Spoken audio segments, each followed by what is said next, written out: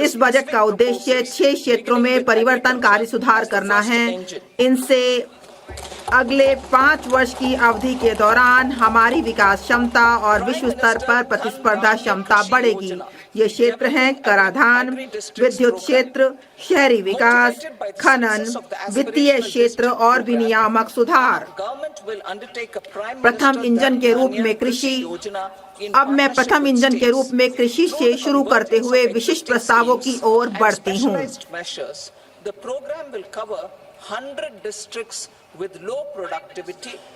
प्रधानमंत्री धन धान्य कृषि योजना, विकासशील कृषि जिला कार्यक्रम।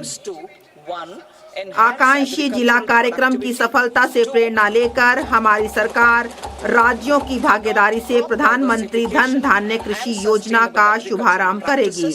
इस कार्यक्रम में मौजूदा योजनाओं और विशिष्ट उपायों के अभिसरण के माध्यम से कम उत्पादकता, कम फसलों की बुआई और औसत में से कम ऋण मानदंडों वाले 100 जिलों को शामिल किया जाएगा। इसका उद्देश्य संवर्धित कृषि उत्पादकता, 2 फसल विविधता और सतत कृषि पद्धतियों को अपनाना, 3 पंचायत और ब्लॉक स्तर पर फसल कटाई के बाद भंडारण बढ़ाना, 4 सिंचाई की सुविधाओं में सुधार करना और 5 दीर्घ अवधि और लघु अवधि ऋण की उपलब्धता को सुविधाजनक बनाना होगा। इस कार्यक्रम से 1.7 करोड़ किसानों को मदद मिलने की संभावना है। ग्रामीण संपन्नता और अनुकूलन निर्माण। एक व्यापक बहुक्षेत्रीय ग्रामीण संपन्नता और अनुकूलन निर्माण कार्यक्रम राज्यों की भागीदारी से प्रारंभ किया जाएगा। इससे कौशल, निवेश, प्रौद्योगिकी के माध्यम से कृषि में कम रोजगार का समाधान होगा और ग्रामीण अर्थव्यवस्था में नई जान आएगी। इसका उद्देश्य ग्रामीण क्षेत्रों में प्रचुर मात्रा में अवसर पैदा करना है ताकि प्रवास एक विकल्प ना हो, ना कि अनिवार्यता। यह कार्यक्रम ग्रामीण महिलाओं, युवा किसानों, ग्रामीण युवाओं, उपेक्षित और छोटे किसानों और भूमिहीन परिवारों पर ध्यान केंद्रित करेगा। इसका विवरण अनुलग्नक में दिया गया है। वैश्विक और घरेलू सर्वश्रेष्ठ पद्धतियों को शामिल किया जाएगा और बहुपक्षीय विकास बैंकों से उपयुक्त तकनीकी और वित्तीय सहायता प्राप्त की जाएगी। पहले चरण में 100 विकासशील कृषि जिलों को शामिल किया जाएगा। दलहन में आत्मनिर्भरता। हमारी सरकार खाद्य तेलों में आत्मनिर्भरता प्राप्त करने के लिए राष्ट्रीय खाद्य तिलहन मिशन को कार्यान्वित कर रही है। हमारे किसानों के पास हमारी जरूरतों के लिए और इससे कहीं अधिक उपजाने का सामर्थ्य है। 10 वर्ष पहले हमने ठोस प्रयास किए थे और दलहनों में लगभग आत्मनिर्भरता प्राप्त करने में सफलता प्राप्त की थी।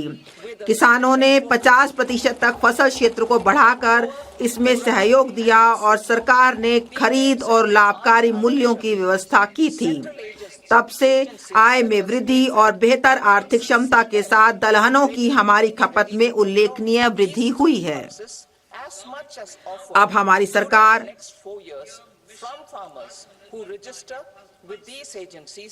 तूर, उड़द और मसूर पर विशेष ध्यान के साथ 6 वर्षीय दलहनों में आत्मनिर्भरता मिशन प्रारंभ करेगी।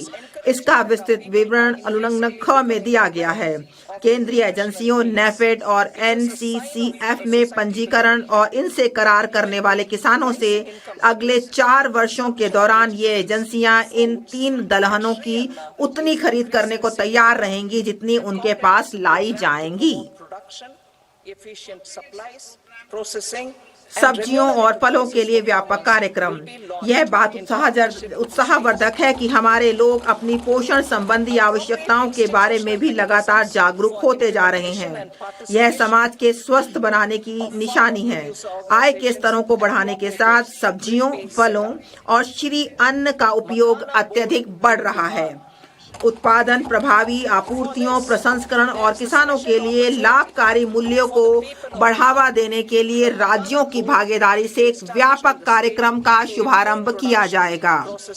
कार्यान्वयन के लिए उपयुक्त संस्थानिक तंत्र स्थापित किया जाएगा और किसान उत्पादक संगठनों और सहकारी समितियों की भागीदारी सुनिश्चित की जाएगी। बिहार में मखाना बोर्ड। इसके लिए बिहार के लोगों के पास एक विशेष अवसर है। मखानों का उत्पादन, प्रसंस्करण, मूल्य संवर्धन और विपणन में सुधार लाने के लिए बिहार में मखाना बोर्ड स्थापित किया जाएगा। इन कार्यक्रमों में लगे लोगों को FPO में संगठित किया जाएगा। यह बोर्ड मखाना किसानों को पथ प्रदर्शन और प्रशिक्षण सहायता उपलब्ध कराएगा और यह सुनिश्चित करने के लिए भी कार्य करेगा कि उन्हें सभी संगत सरकारी योजनाओं के लाभ मिलें। राष्ट्रीय उच्च पैदावार बीज मिशन।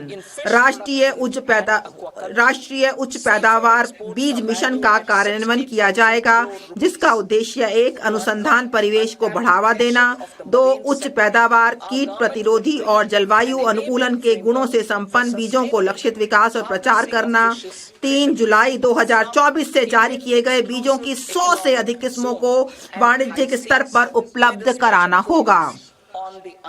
मत्स्य उद्योग। भारत मत्स्य उत्पादन और जलीय कृषि के क्षेत्र में विश्व भर में दूसरा सबसे बड़ा उत्पादक देश है। समुद्री खाद्य निर्यात का मूल्य 60,000 करोड़ है। समुद्री क्षेत्र की अनुप्रयुक्त संभावनाओं के द्वार खोलने के लिए हमारी सरकार अंडमान और निकोबार तथा लक्षद्वीप जैसे द्वीपों पर विशेष ध्यान देने के साथ भारतीय विशिष्ट आर्थिक क्षेत्र और गहरे समुद्र में सतत मछली पकड़ने को बढ़ावा देने के लिए अनुकूल फ्रेमवर्क लाएगी। कपास उत्पादकता मिशन। कपास उगाने वाले लाखों किसानों के लाभ के लिए कपास उत्पादकता मिशन की घोषणा करते हुए मुझे हार्दिक प्रसन्नता हो रही है। इस 5 वर्षीय मिशन से कपास कृषि की उत्पादकता और वहनीयता में पर्याप्त सुधार लाने में मदद मिलेगी और कपास की अधिक लंबे रेशे वाली किस्मों को बढ़ावा मिलेगा। किसानों को विज्ञान और प्रौद्योगिकी की सर्वोत्तम सहायता उपलब्ध कराई जाएगी। वस्त्र क्षेत्र के लिए हमारे 5F के समेकित विजन के अनुरूप इससे किसानों की आमदनी बढ़ाने में मदद मिलेगी और भारत के परंपरागत वस्त्र क्षेत्र में नई जान फूंकने के लिए गुणवत्तापूर्वक किसान की निरंतर आपूर्ति सुनिश्चित होगी।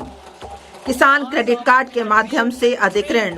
किसान क्रेडिट कार्ड के CC से 7.7 करोड़ किसानों, मछुआरों और डेयरी किसानों को अल्पकालिक ऋणों की सुविधा मिलती है। संशोधित ब्याज सब्सिडी योजना के अंतर्गत किसान क्रेडिट कार्ड के माध्यम से लिए जाने वाले ऋणों के लिए ऋण सीमा 3 लाख से बढ़ाकर 5 लाख कर दी जाएगी। असम में यूरिया संयंत्र।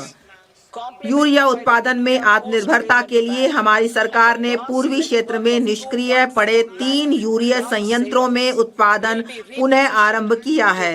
यूरिया की आपूर्ति और अधिक बढ़ाने के लिए नामरूप असम में 12.7 लाख मैट्रिक टन की वार्षिक उत्पादन क्षमता वाला संयंत्र स्थापित किया जाएगा। 1.5 लाख ग्रामीण डाकघर वाले भारतीय डाक को भारतीय डाक पेमेंट बैंक और 2.4 लाख डाक सेवकों के विशाल नेटवर्क की सहायता से ग्रामीण अर्थव्यवस्था के उत्प्रेरक के रूप में कार्य करने के लिए तैयार किया जाएगा। इसका विवरण अनुलग्न ग में दिया गया है। भारतीय डाक को विशाल सार्वजनिक लॉजिस्टिक संगठन के रूप में बदला जाएगा। इससे विश्वकर्माओं, नए उद्यमियों, महिलाओं, स्व सहायता समूहों, सूक्ष्म, लघु और मध्यम उद्यमों तथा बड़े कारोबारी संगठनों की बढ़ती आवश्यकताओं की पूर्ति होगी।